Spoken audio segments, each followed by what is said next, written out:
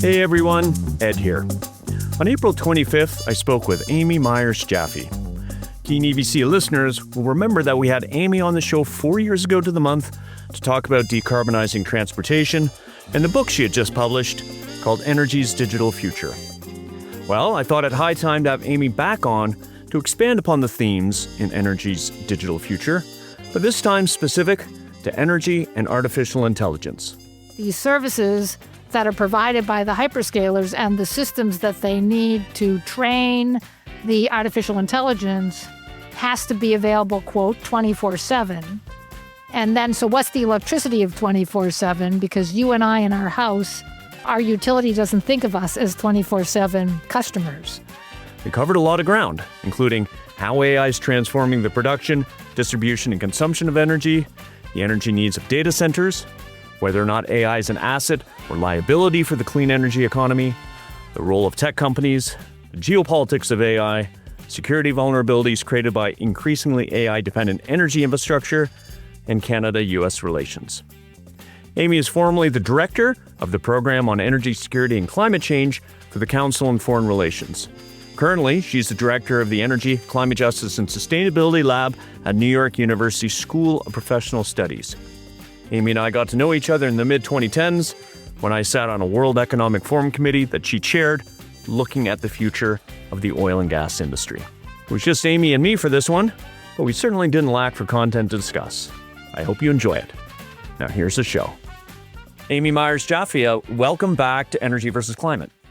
Ed, great to see you and great to be back on the podcast. You're actually doing triple duty today because I've just been keen to have you back on Energy versus Climate because you're Amy, but I'm also keen to do what pretty much every podcaster in the business these days on energy and climate issues is doing, and that's talk about AI and energy use. The triple duty part is to tie in U.S. climate energy policy and some geopolitics, and that's to help our Canadian listeners understand what the Trump administration is thinking and planning to the extent that that's actually possible. We know the vagaries of the Trump administration, but I'm hoping we can cover all those topics. I'm looking forward to it. I do teach the clean tech class here at New York University, but this summer I'm offering a special seminar on AI and energy, so it's front of mind. Oh, awesome. And I think that would be of huge interest to me and to my listeners. We absolutely have to start with Sam Altman's comment on X like a couple of days ago about the extra electricity costs associated with being polite to ChatGPT. And for those who haven't heard or didn't see it on X, a user posted, how much money has AI lost in electricity costs from people saying please and thank you to their models? And Sam Altman responded, tens of millions of dollars. Well spent, he added, you never know, which begs two questions. Amy, do you use AI tools like ChatGPT or Perplexity or Claude AI? And if you do you use please and thank you with them? I do not use please and thank you. I didn't even know that was a thing, so I guess I'm not an educated user. From time to time, and I'm trying to organize PowerPoint slides, I will ask the mechanism to give me its best ideas for organizing a presentation, and here's the topic and here's the input. And I do find it's very helpful. So I have used it. I have other friends and family that have used it for different things. And what I will tell you is there is this slippery slope where you get the thing too involved in your thought process, and then you get dystopic responses to your sleep patterns or whatever because you're spending too much time discussing your ideas with the AI. So I don't typically do that. I'm very utilitarian. And it sounds like we use the tools in a similar way. Although I did try for shits and giggles a few weekends ago, actually having a voice conversation with ChatGPT just to see what that was like. I must admit, I was a little bit creeped out, but it was, I'll give it credit, it was pretty seamless.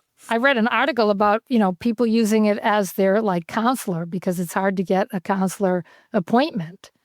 And I was talking to a friend about that function. I have a friend who is in psychiatry, And we were laughing because, part of the problem with people when they go for counseling is that they have self-deceptions. And so I was joking about how you'd be talking to the AI and it wouldn't know which is a self-deception and which is the reality of the things that are putting you under stress.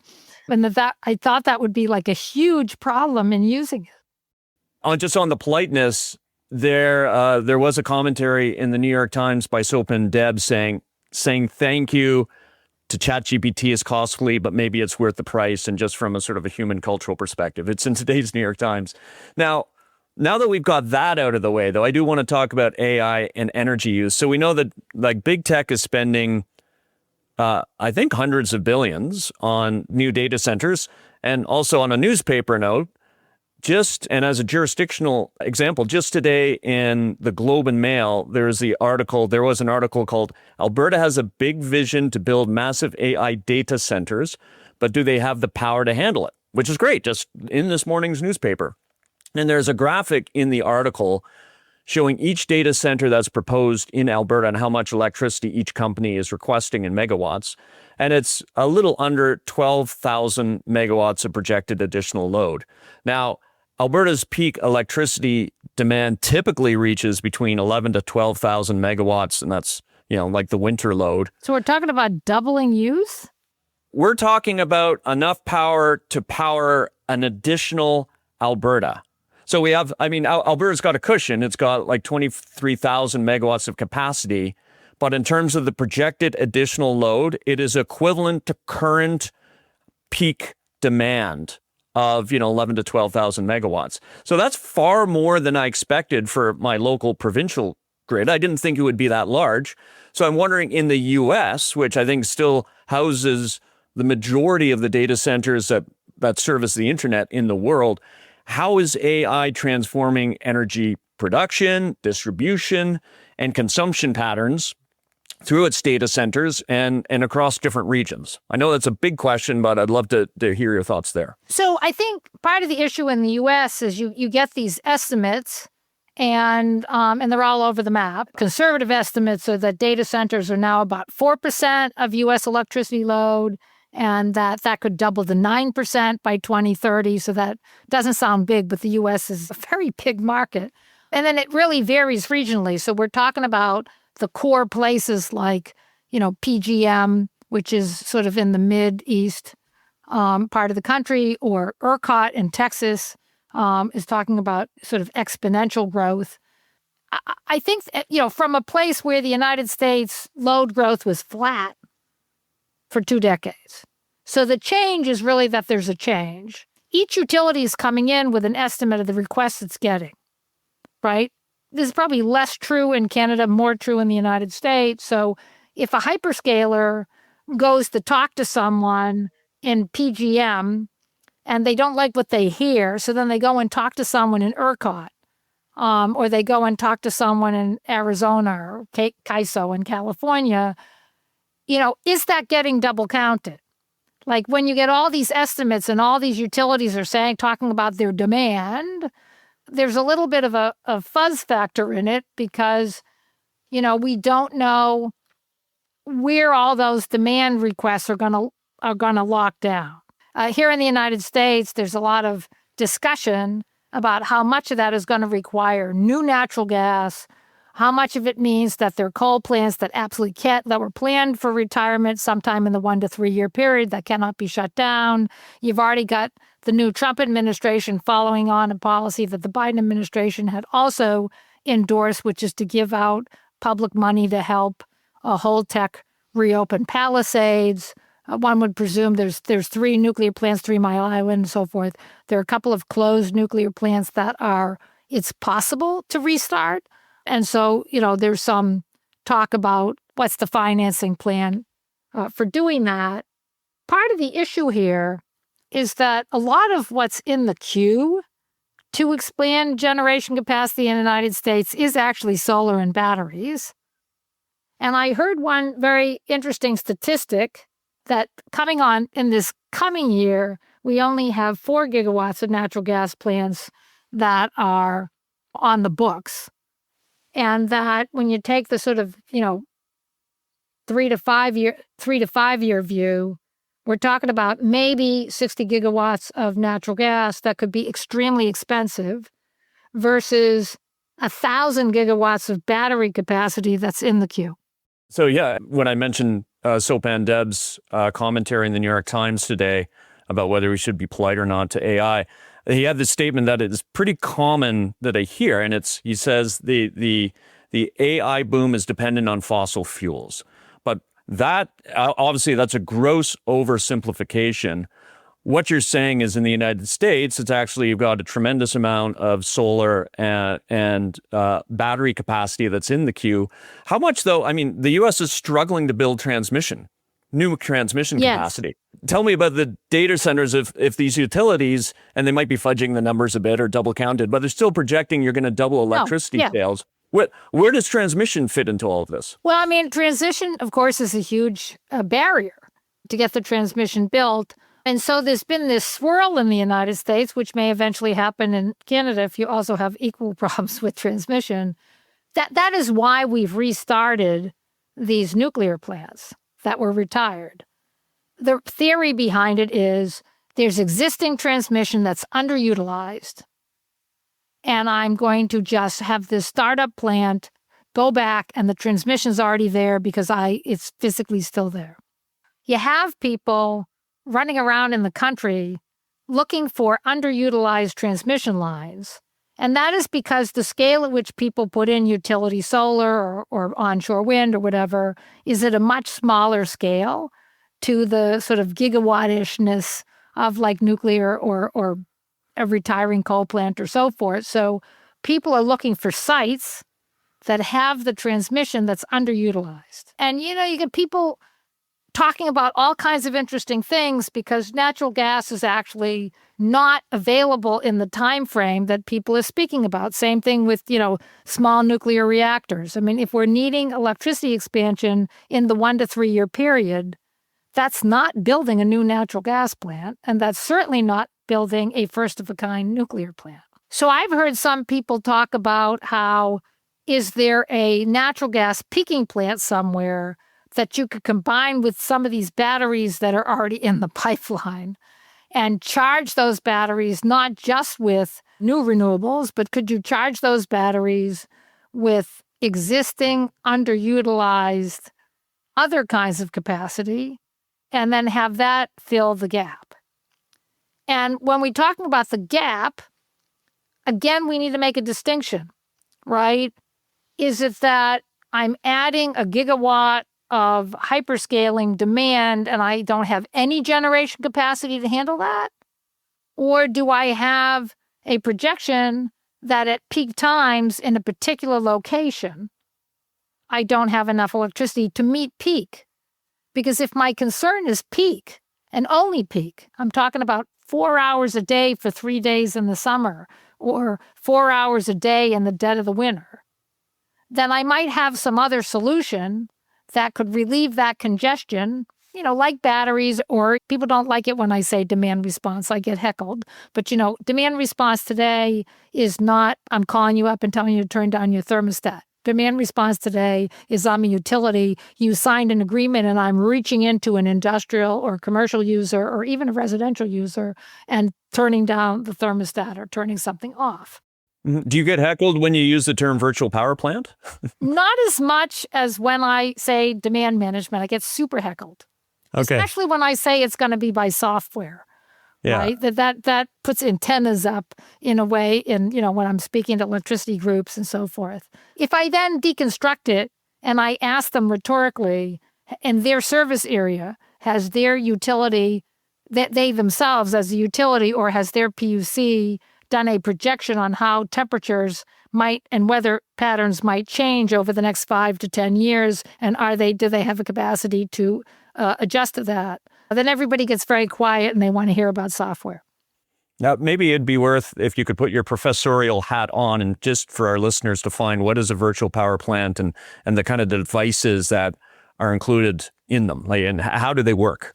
Your electricity has to be matched exact supply demand. So your utility working together with your, system regulator has to make sure that at every moment in time, the electricity that's being generated and inserted into these wires, whether that's the transmission wire or the distribution wire to your house, exactly matches what's being used, which we call load. And increasingly, places like California and Texas have a lot of variation in load at certain times of year or certain times of day, have used batteries to, when you have low demand, you have, say, high solar production in the middle of the day and not so much demand. So you take that extra solar energy and you put it in the batteries, and then you discharge the batteries at 4 p.m. to 7 p.m. when people are home turning on their stuff, and you have extra load. What a virtual power plant does, I'll describe a residential one because that's sort of, I think, easier to grasp for the average listener. But you could do it with industrial users or commercial buildings and so forth, is I'm using some combination of hardware and software to create either an automated, say somebody has a smart home system or a smart thermostat, or they have a home battery, or they have a car that has bidirectional abilities where you can drain the battery or charge the battery in your home integrated system. So I'm going to, at these moments in time, I'm going to contract. Sometimes there's a vendor like a Tesla or Sunrun, and sometimes it's your actual utility. If you're close to the border, if people have friends in Vermont, they can ask them about green power because they have an official program doing this. So I aggregate everybody's battery, or I aggregate the margin in everybody's home system that they agreed to do. Like, I agree that the utility can lower my use by 10% or 5% by making my house a teeny bit warmer, or obviously everybody's refrigerator staying on, but changing the timing for my washing machine or whatever. And they do that. They aggregate all of those contributions. So either the demand, lack of use, change of timing, I guess I would say, change of timing use, aggregation, or they aggregate the bunch of batteries. And therefore, it's like there's a power station, because when you add all those small changes in different residences together, it can add up to be, quite a bit of electricity that's saved. And therefore, if there's extra use for air conditioning with people who are not part of the virtual power plant, the virtual power plant participants are basically supporting that extra use. Got you. And so, and going back to the residential example, it's enabled by rooftop solar, home batteries like Powerwalls, EVs with bidirectional charging, smart thermostats, hot water tanks, all of those things. Correct. And if you have an HVAC system, you're going to integrate in your HVAC system. So that's we're moving to that world. I think in someday, this is my prediction because, I'm a futurist and I wrote a book, Energy's Digital Future. Someday, this system that I'm describing will be normal. And then we'll also have centralized, electricity assets that also participate in this more integrated system. Right now, we're sort of working out the hiccups of integrating these systems into the general stability of the grid. I mean, you can understand intuitively if you've lived through a wildfire in Canada, or there's been a heat wave or something else, or in the winter and there's been a blackout where you live. And you think about, a lot of times people buy their own home generator, right? So what we're really talking about is getting to a sophisticated place where instead of you and I making an individual decision about how tolerant we are to this blackout that we have no control over, we're going to have a system where we all participate in some automated, robotic-y kind of system where the software is helping us all never have to have a blackout. And for those listeners who are skeptical, because I'm sure there's a lot of you, in the end, even in a place like Texas, where people, of course, are passing laws and rules that say it has to be natural gas and committing $5 billion to paying extra money to support the construction of natural gas, the bottom line is the installation of batteries is now 10% of how they have avoided blackouts over the last 12 to 18 months. And it was definitely true during the California electricity heat wave in September 2022, and it's continued to play a huge role in California in having Californians not experience blackouts. So the California example, a virtual power plant in California is going to tap 10,000 home batteries during a heat wave to supply whatever it is, 100 megawatts of power when the grid needs it most. Correct. I'd love to talk a little bit more about the tech companies, because you said something intriguing around 3 Mile Island, and I just want to test my understanding. I think it's Microsoft is recommissioning 3 Mile Island as a nuclear plant for its AI operations. Well, and let me just say the following Sure. thing, because there's been some misnomering, right?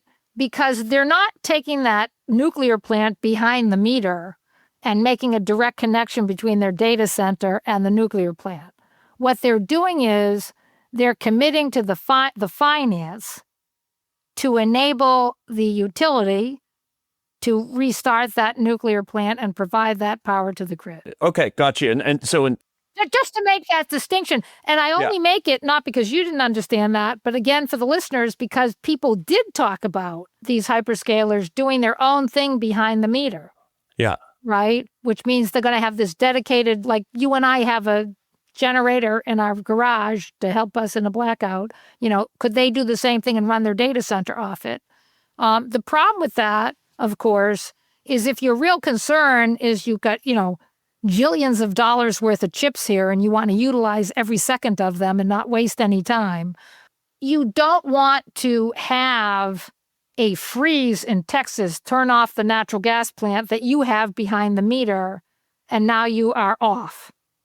So what you have to do is you still have to negotiate with the local utility and the PSC, because if you're going to be connected at all to the grid, it doesn't matter we're adding an asset.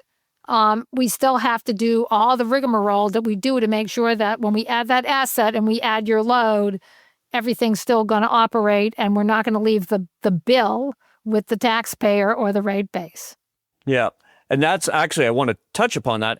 But just going to that point, that's why in this Globe article, my local electricity system operator, the Alberta electricity system operator, is totaling all those data centers and looking at it. And it's, the total load projection would be equivalent to peak consumption in Alberta. That one actually, interestingly, and to the point of grid versus not grid, off grid, there is a proposal in Alberta that wasn't factored into those numbers that the AESO is projecting, that's being pitched by O'Leary Ventures. And Canadians know Kevin O'Leary. You might have heard of him because he's been on, I think, Shark's Yeah, Tank. he's a star on Shark Tank, which I watched. So, all good. Yeah, know who he is.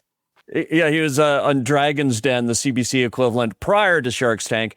But they've got a proposal called Wonder Valley for 7,500 megawatts, but off-grid electricity. Off-grid.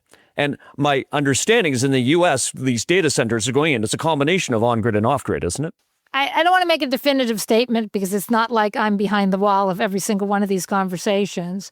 I think people, both on the hyperscaler side and on the grid side, are trying to avoid these off-grid solutions. Okay. Right? I think in the United States, when we're talking about that much electricity, people are not 100% willing to really put their money down on behind the meter off-grid solutions, right? There's a lot of talk about it. A lot of people talking about taking stranded natural gas in some place where people drill for shale in the United States and take all that gas that's being flared or whatever and pipe it into a data center and have it be an off-grid solution. And you've seen some announcements like that, but I don't think that's the general trend. I think that that's not really attractive to most of the hyperscalers because the whole point is they want reliability. And even though people say natural gas is so much more reliable than coal, or coal is so much more reliable than everything, weather being what it is in the United States, you really can't say that coal is reliable because coal piles freeze. And you really can't, and you can have a hurricane and it can interrupt a thermal plant, right? Or flooding or whatever. And you really can't say that about natural gas either. And so I have to say, because, I write and read about a lot of different aspects of energy and climate change. And for the Canadian listener, I know there are a lot of people in the United States that try to downplay whether climate change matters. But here in the United States, the amount of disruption that comes from weather is enormous. Mm-hmm. And one of the experiences we know from having these giant storms all through Florida is that the solar energy tends to do better against weather. Now, there was in North Carolina a solar farm that did get badly damaged. So I'm not saying it's never, never. But the idea that somehow, natural gas doesn't get necked off and we have to avoid, this kind or that thing, hydro, of course, Canada's blessed with hydro. But, other places that are blessed with hydro, like Brazil and elsewhere, have had just some unusual drought. And then all of a sudden there is but there's a lot less hydro than was expected. So, even hydro is not as 100% durable. Which is a talking point that shows up in President Trump's speeches, too, when he talks about coal as king. And I heard him at some international forum, I can't remember what it was, but just in the last few weeks, talking about coal as king, and it's not weather dependent. But that's untrue, right? With all due respect to the president, even in the southern parts of the United States, these coal piles freeze, and then you have trouble with your stored fuel. But weather can hit any kind of plant. And what do we know from Puerto Rico? We know that the entire island, which was dependent on a centralized natural gas thermal plant, was completely knocked out in a way that it was going to take 2 years to restore it. Let's hope that we don't have these terrible weather events or wildfires that affect these plants. But we do know that the giant centralized plants, if they are damaged in extreme weather, take a lot longer to repair than small-scale electricity solutions. Getting back to the tech companies, so with considerations like weather, what are they actually, when they select their locations for their new data centers, whether it's Kevin O'Leary Ventures in Wonder Valley here in Alberta, or Microsoft at 3 Mile Island, or all the data centers in Virginia, which I think powers 70% of the internet, and now data centers going in Texas and Georgia, what factors are they considering? And as a follow-on, because the tech companies, I've dealt with many of them, have been champions of clean energy, and they've helped to revolutionize the virtual PPA market here in Alberta, Amazon being a big leader. And here in the United States as well. Yeah, and helping big solar projects like Greengate Power's Traverse Solar Project get across the FID line through a virtual PPA agreement. But are they now backing away, like so many companies are, from their climate commitments and making sort of the grid carbon intensity less of a factor and their impact on that grid intensity less of a factor than, say, a few years ago? So I would say that you can't lump them all in together. I know that's not an attractive answer, but that is the correct answer. Right? I'll take it. Right. So I think I won't name names so that I don't get like 100 phone calls when the podcast airs, but there is one big hyperscaler that is definitely pivoting to natural gas. And sorry, Amy, I should have asked you this at the top. Can you define hyperscaler for our listeners, please? You have these giant corporations that are either supplying services in the cloud, right? So they're providing sort of online data services for businesses and for us as individuals. But they are also adding to those services.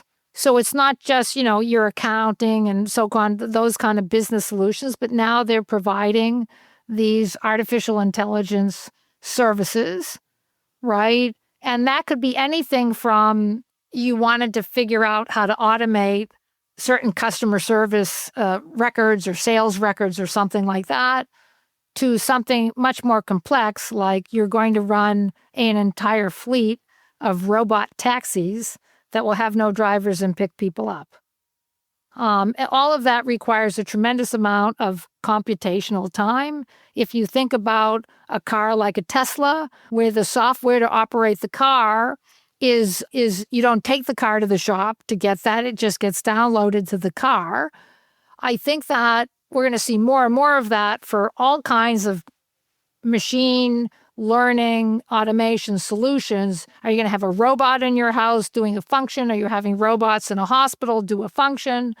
All of that software and software upgrading and the training of the software solution and connecting it to the hardware solution, all of that takes a tremendous amount of data processing.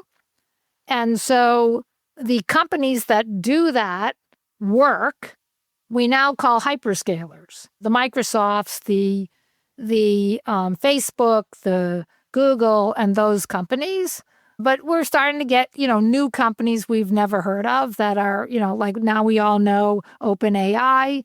But, there are other companies coming. So the point is you have these companies and their services are increasing, and therefore the electricity needs for those services are increasing. And, part of the thing we all know is that you do not want your bank to not be able to access the cloud and the data that you use when you use your credit card or you go to the bank, because when that goes down, because there's no electricity, you can't buy anything and you can't do anything online because now you can't access your banking resources. So there's this term now that's very in vogue to say that the services that are provided by the hyperscalers and the systems that they need to train the artificial intelligence has to be available, quote, 24/7. And then, so what's the electricity of 24/7? Because you and I in our house, our utility doesn't think of us as 24/7 customers. We are customers that, get cut off sometimes when things go wrong. And so we're trying to come up with an electricity system where these vital services, and when you think about vital services, you and I might think about vital services like hospital services. But when you're talking national security, we're talking about vital services like missile silos and the operation of satellite data and, all these different things that we do on the ground that are about our national security. And so, at least here in the United States, there's been a big drum pound about how AI has to be a matter of national security, and we have to stay ahead for military applications, and therefore it means we have to stay ahead, period. And then we have to have the electricity to train all this AI because it's a matter of our national security. Yeah, and that's a nice segue into the geopolitics of AI, because countries are racing to build up their AI capacity. And now we're seeing this interesting new layer of energy geopolitics emerge, which you just touched upon, where you have the need to access reliable electricity and affordable electricity and create digital sovereignty as well. So the U.S. seems to be leading that race, and that was fine until recently. As a Canadian, we still get uncomfortable and a little bit anxious when President Trump says would be a better as a state than as a country. Which countries or regions do you think are like best positioned to become those like AI energy hubs and are going to win this AI geopolitical race? And which ones do you think are going to lose? Here in the United States, regionally, if you have extra transmission, you're suddenly winning. So I don't know much about the transmission system in Canada. What I would tell you is that hydro, as long as you don't have a drought, is a fantastic resource, right? And has been reliably conveyed from Canada to the United States as a major benefit to both economies. So one of the ways to make your electricity more stable, right, is that you trade electricity across the border. So if Texas has a lot of natural gas and a lot of wind and all this electricity, and they had too much electricity, they could provide some of it to Mexico. And then Mexico provides a lot of different resources in manufacturing and other things to the United States. That was the whole North America, trade, right? Is part of that trade is energy trade. Big amount of energy trade in all directions. Electricity going from the United States to Canada, electricity coming from Canada to the United States, oil coming from Canada to the United States, petroleum products coming from the United States to everywhere. There was just an integrated, more stable system because we were integrated. When you start talking about everybody's growth, and you have to have this growth because you can't have your citizens be without electricity in a heat wave. We're talking life and death. In national security, if you need to be having, some data crunched, we're talking possibly life and death. It can test even the best of neighbors. And we're seeing that not only here in the border areas with the United States and Canada, and thinking about the balances for energy trade and how important they are, and having to think as a group. You have that in Europe. And the Europeans have had some tremendous challenges with the war in Ukraine and the impact that that has had on energy and electricity trade and natural gas trade across Europe. And the Europeans to date have done a very good job of building new interconnections to have more efficient use. If there was spare hydroelectric or spare nuclear capacity or spare anything anywhere, or they're talking about integrating new offshore wind or whatever it is the Europeans are trying to do, there's been a lot of public funds allocated to do things like, for example, connect the Baltics to Poland, to Finland, and so forth, so that they could have stable electricity and not be subject to the electricity whims of Russia, which has created a new security problem to police and make sure that those cables remain stable. I think people need to step back and think about what would a global conflict look like, right? What does geography dictate?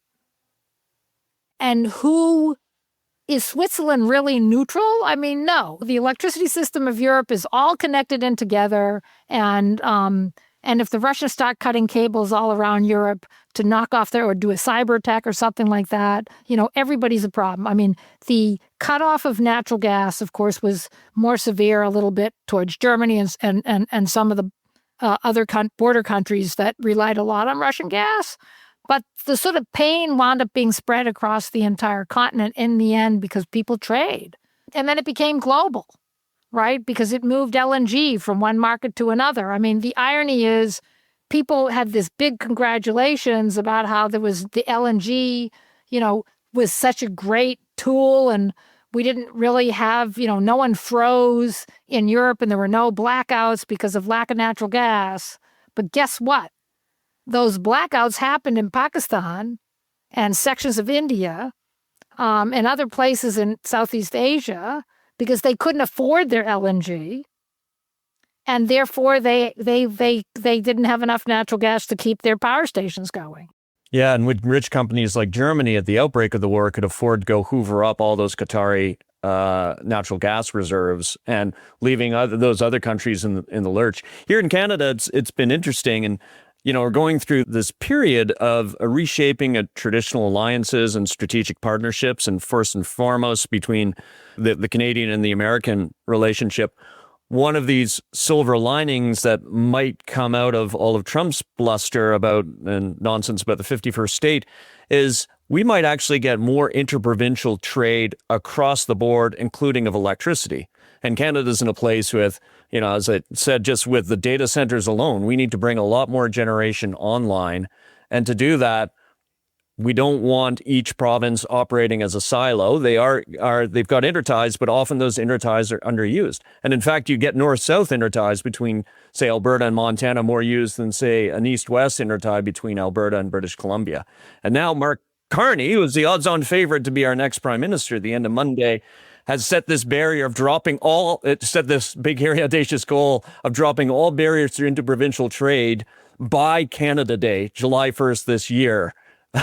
and a direct consequence of this, the reshaping of our alliance with the United States. So let me reframe that in a positive way, in the following way. So we're having to look at that again across the United States because we have the same thing. We have these sort of Texas said, "Oh, we're not going to trade with any other state," and then they had this horrible blackout where people, had no heat and no power, and then it was like, well, maybe that was a mistake. And then the federal government stepped in and provided some, loan guarantees for new transmission to connect, Texas and Arizona, to connect Texas, New Mexico, and Arizona, and to do some other creative things so that we would benefit kind of in the way that Canada is talking about doing at their own provincial level. I understand how controversial this is going to be to say this on a Canadian podcast. But, I travel, and sometimes people from Europe will privately say, hey, we probably weren't organized, and this really socially negative thing came out, and we had to have meetings about it, and we raised our defense spending, or we did this, or we did that. And the overall outcome for the entire alliance is a good thing. And so I'm not excusing the process, right? I'm not endorsing the process. I'm not weighing in on the process. But to the extent that we're going to move into a world where digital is everything, where national security is going to revolve around data and the protection of data and the electrification of all of our different things. We're going to have more electric transportation. We're going to have more electricity in buildings, right? To the extent that we are electrifying, even if you didn't believe in decarbonization, we're still electrifying a lot of things because we're going to automation, right? I mean, that's what I wrote about. You could take it as a climate thing, but we're really just basically going to automation. That train's left the station, right? Try to get people to turn off all their devices, not happening, right? Or even these days, try to get them to stop using ChatGPT. Yeah, 100%. I just read a statistic about how many companies know about the unknown use of the ChatGPT type programs, and it's high. So my point is that we do need to get organized, and we do need to think about how do we think about electricity trade in the Americas. We need to think about metals supply in the Americas. I mean, Chile and Argentina have absolutely stepped up to the plate. The United States has been sort of the catalyst for getting more hemispheric cooperation in metals mining and processing, which doesn't really hit the paper too much. But trying to think more constructively about what do I need to do inside my own country that would then support what I would do inside the Americas, that's really important. And if you think about defense in a non-traditional way, right? And what do I mean by that? Am I worried that someone is going to bomb New York City and there are going to be some ramifications for Montreal, or they're going to bomb Vermont and there'll be ramifications for Vermont? Are we really thinking about it that way? Maybe that's not the way to think about it. Maybe the way to think about it is what would happen if there was an attack on electricity infrastructure throughout North America, or even just the United States, and how would that affect North America, right? Or what would it look like if we had economic warfare as a outgrowth of some other kind of geopolitical dispute? And how do we protect our joint economies from that vulnerability? What can we import from abroad, and what do we have to import in the Americas? And what should we all be doing in terms of all these different resources?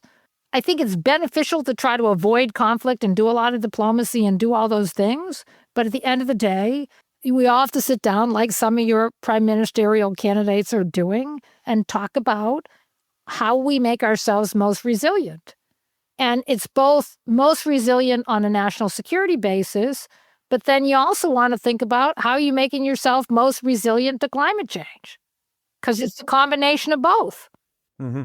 And that's one of the interesting conversations. Unfortunately, we don't have time to unpack it fully today. You've done it a bit, but looking at those security vulnerabilities that are created by an increasingly AI-dependent energy infrastructure, where are those vulnerabilities, how they could be exploited in geopolitical conflicts, and ultimately, this grand question of how AI-enabled tech and energy tech in particular is going to contribute to the reshaping of traditional alliances and strategic partnerships that is already underway.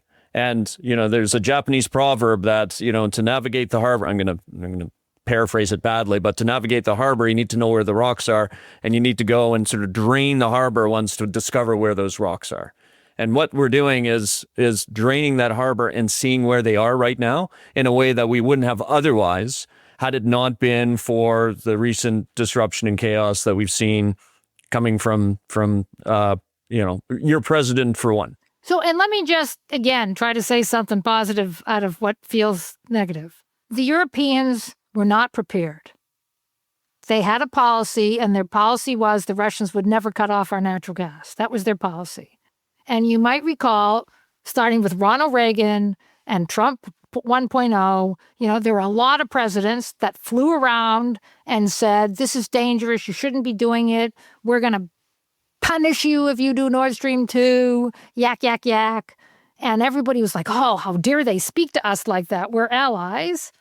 And, I hate to say it, but they were not prepared. So, Amy, I remember distinctly, we talked about it as part of our World Economic Forum Committee in the mid-2010s in the context of what had happened with Crimea in 2014. And we talked about the vulnerability at that time. Right. So, to the extent that you have with your family uncomfortable conversations before there's any crisis, it means that the alliance is going to be stronger. Because if you wait till there's a crisis, then it's harder politically for any leader to stand up and lean in, right? So the time to do it is now, so that there isn't a crisis. Or if there is one, we're prepared. Yeah, I've heard countless people cite that quote that I think is attributed to Churchill: "Don't let a good crisis go to waste," and that's what's happening now. I do want a final thought from you. If you had to bet, do you think what's happening now, the AI boom and the increased load projections from data centers, ultimately, you and I work in clean energy, is it going to help to accelerate the clean energy transition, or ultimately is it going to be a drag on the clean energy transition?